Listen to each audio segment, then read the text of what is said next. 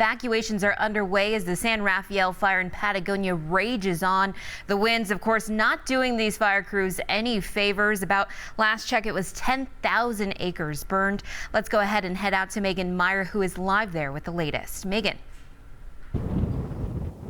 Hey there, Danelle. Well, as you can see here, it's still extremely windy out here just outside of Patagonia. We saw a lot of smoke in the sky as we were coming down from Tucson, and we're seeing even more now that we're closer to the origin of this fire. I'm going to step aside so you all can take a better look. We've seen some planes come overhead to try to fight this fire, and we know that they are doing their best to fight these winds as they continue to pick up. We saw a lot of smoke as we were driving down here, and we're seeing even more now that we're closer. This fire sparked around 7 p.m. last night and currently sits at around 10,000 acres.